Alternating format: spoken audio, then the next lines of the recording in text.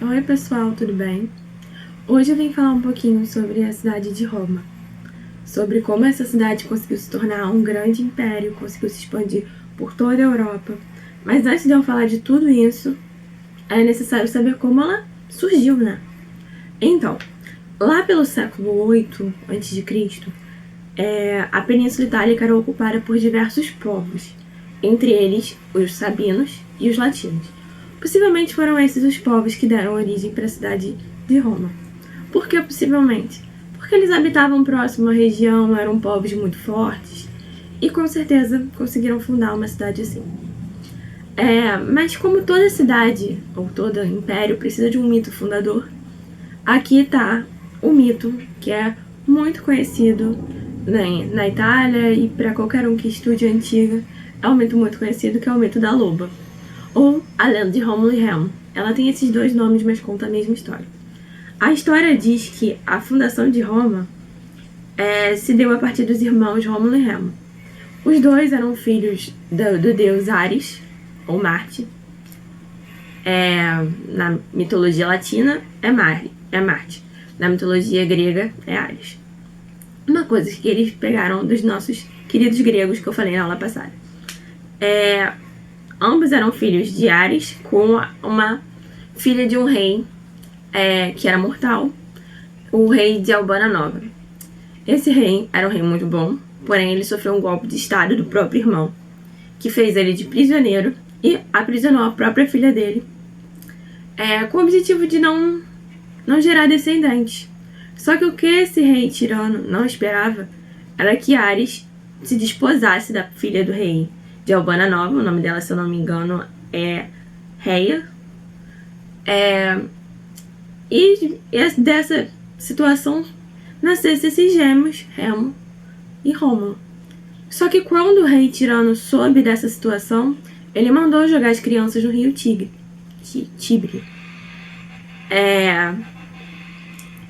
E aí aconteceu que as crianças foram carregadas pelo rio até uma certa margem e foram jogadas para fora do rio, e uma loba os encontrou, os cuidou e os amamentou, até que um pastor Faustulo, achou as crianças, criou eles como próprios filhos até a idade adulta. O que aconteceu foi, quando o Remo, já adulto, se indispôs com os vizinhos dele, ele foi levado por esse rei tirano, que ficou no poder esse tempo todo, e acabou sendo feito de prisioneiro. O Rômulo, ao saber dessa situação do irmão, foi falar com o pai, que queria lá resolver a situação. O pai, no caso, o pastor que os encontrou. E o pastor contou a verdade sobre quem eram esses dois irmãos. E o Rômulo foi até o castelo, matou o rei tirano, libertou o avô, que ainda estava sendo prisioneiro, e seu irmão. O avô, que agora era rei novamente, o recompensou os netos, dando a eles o direito de fundar uma cidade. E aí os dois irmãos foram consultar os presságios da época para ver quem os deuses queriam que fundasse a cidade. E os deuses escolheram Rômulo. E Remo, muito enciumado, começou a debochar do irmão, falando: nada a ver, é melhor ser nós dois do que ser só um. E no meio desse deboche, Rômulo esquentou a cabeça e matou o próprio irmão. E assim o Rômulo fundou a cidade de Roma e se tornou o seu primeiro rei. Por que eu tô falando tudo isso? Porque Roma passou por uma época de monarquia.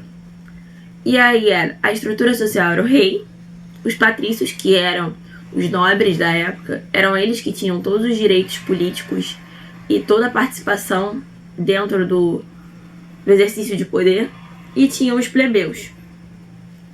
Só que nessa confusão de temos um rei, temos uma nobreza e temos uma plebe, obviamente esses nobres vão querer chegar ao poder e vão ter confusões de poder, como toda realeza tem. Nessa disputa por poder, os nobres conseguiram derrubar o último rei, dando início, por fim, à República Romana. Bom, pessoal, como eu já falei, os patrícios deram um golpe de estado e deram fim à monarquia, iniciando a República. Obviamente, eles eram o grupo dominante da República Eles exerciam todas as formas de poder, eles ocupavam todos os lugares de poder. Mas os patrícios tinham os seus clientes. O que é isso? Eram ex-escravos que eram apadrinhados pelos patrícios em troca de favores. Essas pessoas tinham que fazer favores, ou algum favor, ou constantes favores para os patrícios, em troca desse apadrinhamento, dessa proteção que eles davam dentro dessa sociedade republicana. Além disso, a gente tinha os plebeus, que tinham a mesma função social da monarquia, ou seja, eles não tinham direito civil, não tinham direito político, eles eram artesãos, pequenos comerciantes, pastores, agricultores. Eles estavam ali, mas eles não tinham nenhum direito. E além disso, a gente tinha os escravos. Eu queria falar um pouquinho sobre esses escravos, sobre o modelo de escravidão romana. Ele se dava de dois modos.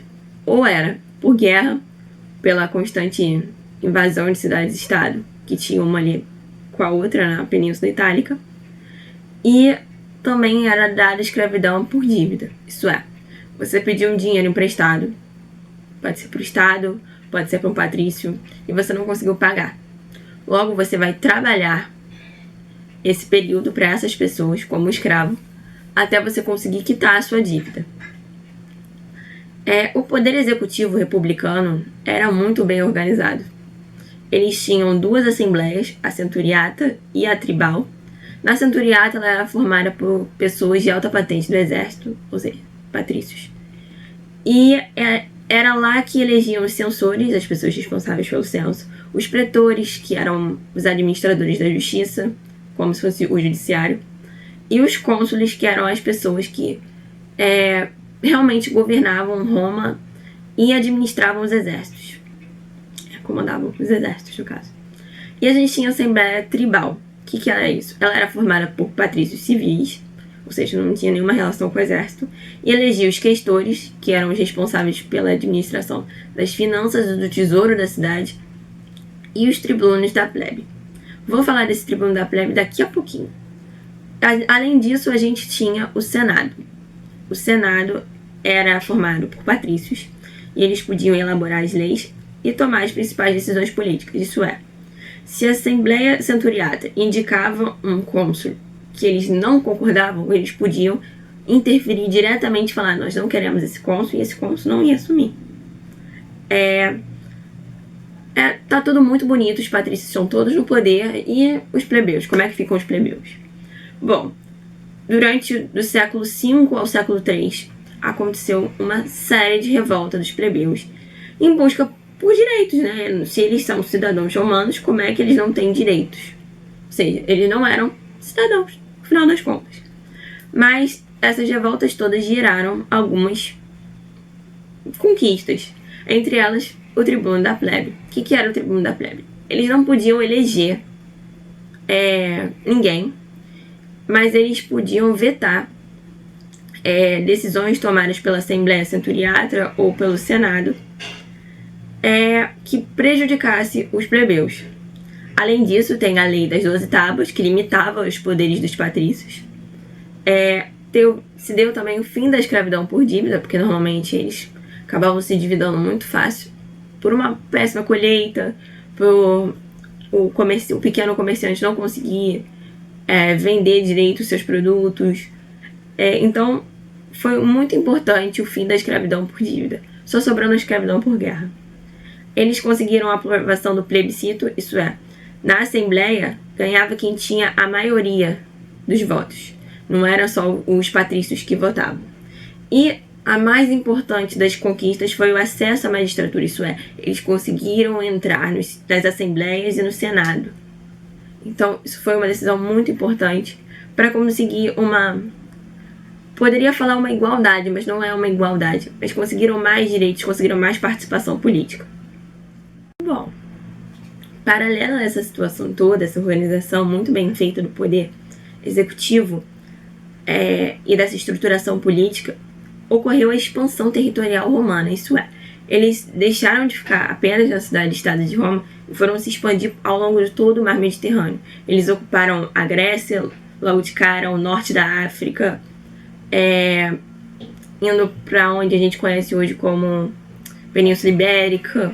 Então eles conseguiram pegar todo o mar Mediterrâneo, todo o entorno do mar Mediterrâneo, e tornar território deles.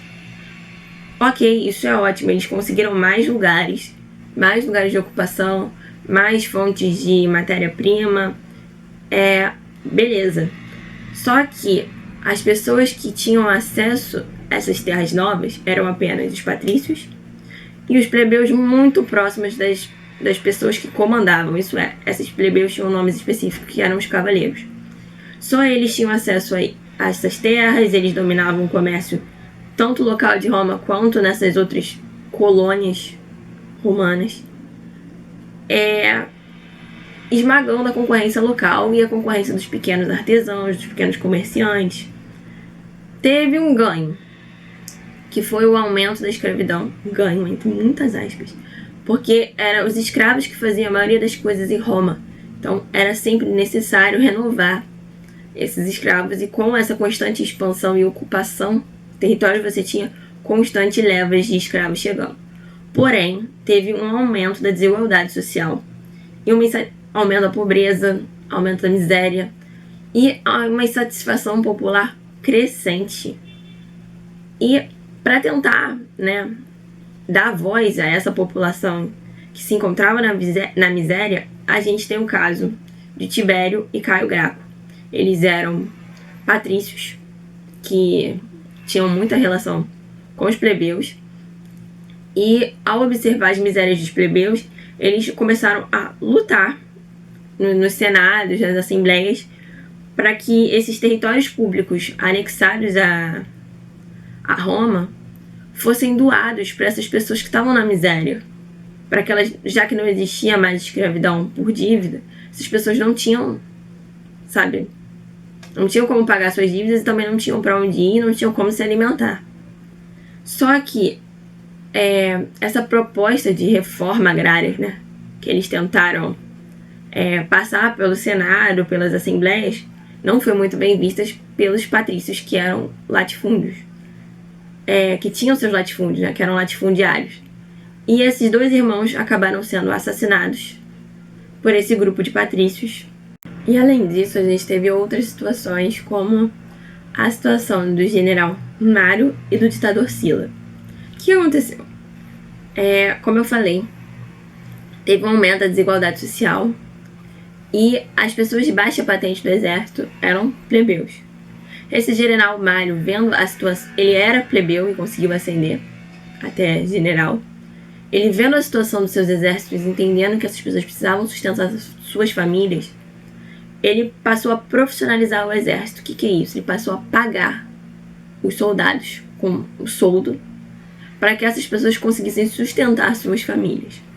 Isso não foi muito bem visto pelo Senado, que chamou um general específico chamado Sila para ser o ditador perpétuo de Roma. Então, enquanto o general Mário ganhava uma visibilidade que não era muito bem vista pelo próprio Senado, eles colocaram outra pessoa para barrar Mário.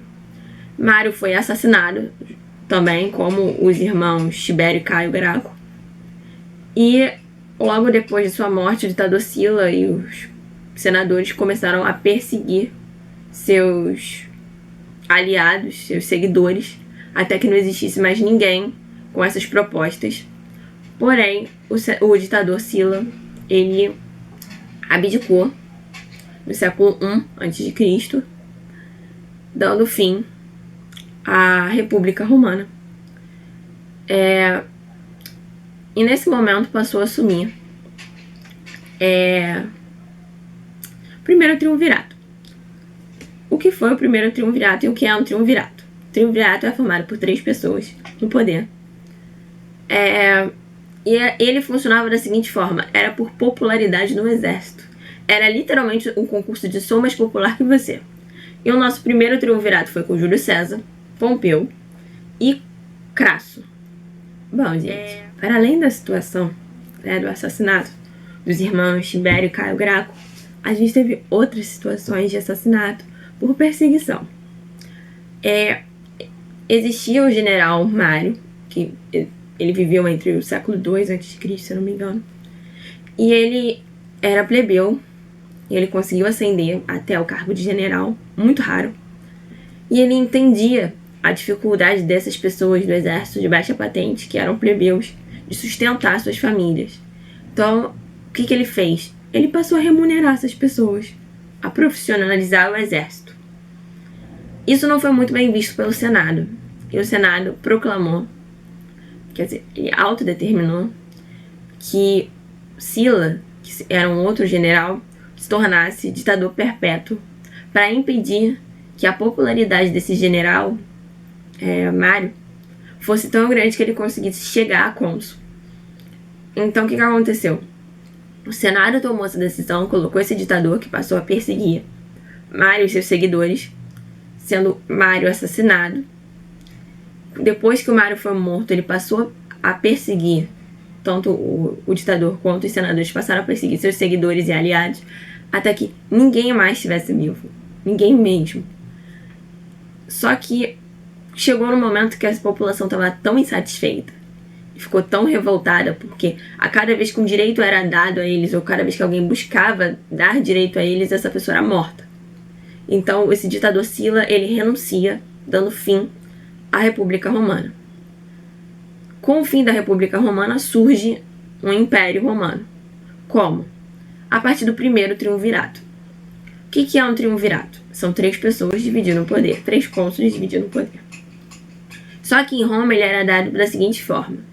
Essas 3 pessoas, elas dependiam da popularidade no exército, isso é, eu sou a pessoa mais popular do exército, então logo eu sou cônsul. Mas para evitar abuso de poder, existiam essas 3 pessoas, para que eles conseguissem dividir o poder e não tomassem medidas autoritárias. O primeiro triunvirato foi Júlio César, Pompeu e Crasso. Crasso morreu em batalha e o Senado, temendo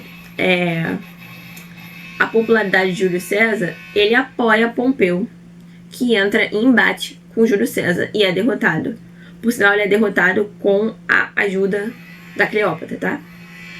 Vale fazer esse adendo porque mulheres maravilhosas demais para não serem citadas. E assim, não satisfeitos com isso, com a vitória de Júlio César, eles mandam matar Júlio César. Ele é assassinado e a população se revolta e muito. E aí surge o segundo triunvirato, que era Marco Antônio, Lepto e Caio Otávio.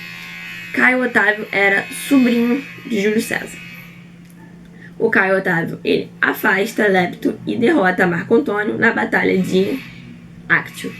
E ele se autoproclama imperador, sumo pontífice, príncipe e Augusto. Augusto era o maior título que se podia ter em Roma. Era um título de divindade. E aí, Caio Otávio, agora, imperador Caio Otávio, ele começa com uma série de políticas, entre elas a Pax Romana. A Pax Romana significa o fim do alistamento obrigatório.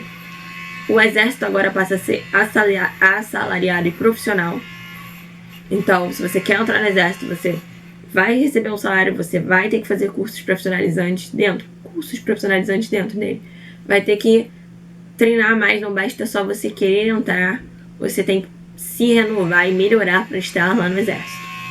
Além disso, passou a ter imposto cobrado por funcionários públicos, tirando da mão daquelas pessoas que dominavam os territórios colonizados pelos romanos, ou ocupados agora, né, pelos romanos, tirando deles a função e esse poder. Então, o imperador Caio Otávio corta essa relação de poder, passa tudo a ficar na mão do Estado.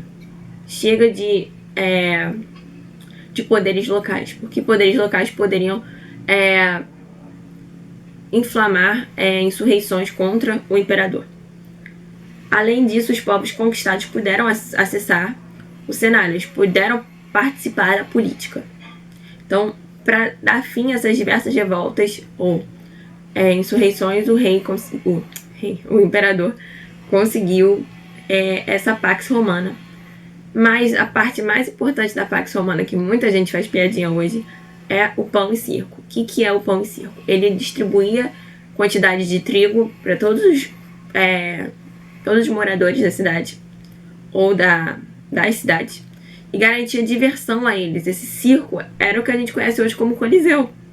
O Coliseu era o grande circo onde tinha batalhas de gladiadores que eram escravos de guerra. Tem até um filme, acho que é o Gladiador, que é muito famoso. Todo mundo, em algum momento, já viu esse filme. Se não viu, por favor, veja. É incrível. Mostra a história de um escravo de guerra que teve seu povo massacrado pelos romanos e se tornou o gladiador do Coliseu. O gladiador mais famoso. Muito bom esse filme. Além disso, vale ressaltar que eles dominaram os locais onde estavam o povo grego, dominaram a Grécia, e dominaram os locais onde estava o povo etrusco. Esses dois povos contribuíram muito para a cultura e para a história do povo grego. Como já deixei bem claro, a religião deles é a mesma, politeísta. Os romanos se apropriaram da religião grega e se apropriaram da história grega, porque dos contos gregos, dos mitos gregos, que eles acharam muito rico.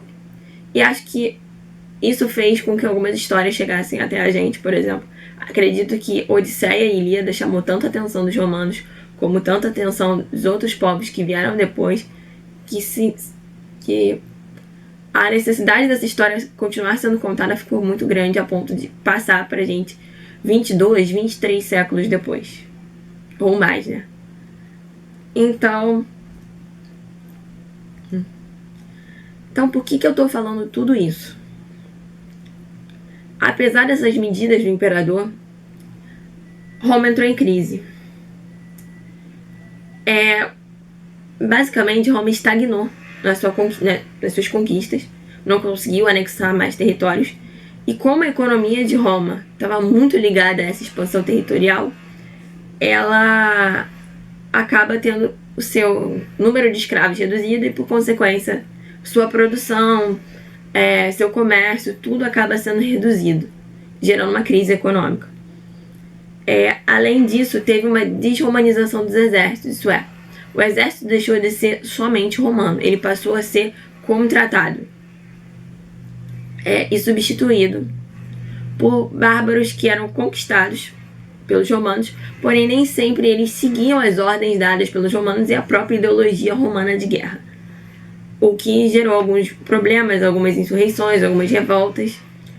Além disso, como eu falei, que era na produção, crise econômica, o governo não arrecada imposto suficiente e aumenta a inflação. Aumentando a inflação, as pessoas não têm como comprar as coisas porque as coisas estão muito caras.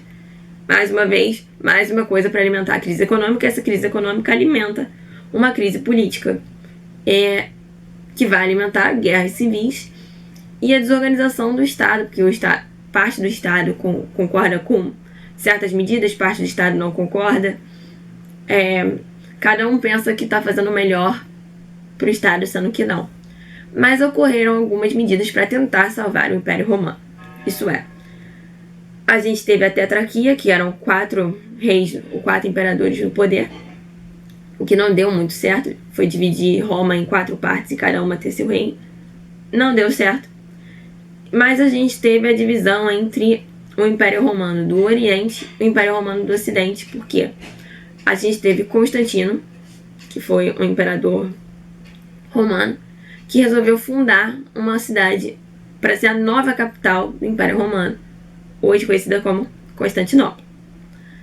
Ao fundar essa capital, ele desloca pessoas, desloca estruturas de poder para lá, deixando Roma sensível ou indefesa. Não sei, acho que indefesa. E aí, o Império Romano do Ocidente acaba sendo enfraquecido, com certeza, com essa transferência. E acaba com a vitória dos Erulos, um povo germânico, que consegue dominar Roma e, por consequência, dominar seus territórios. Os que sobraram, que não foram fragmentados nem nada. Então é isso, gente. Eu espero que vocês tenham gostado. Eu sei que eu falei muito, eu sei que eu sou muito prolixa, mas eu espero muito que vocês tenham gostado. E é isso. Na próxima aula eu vejo vocês.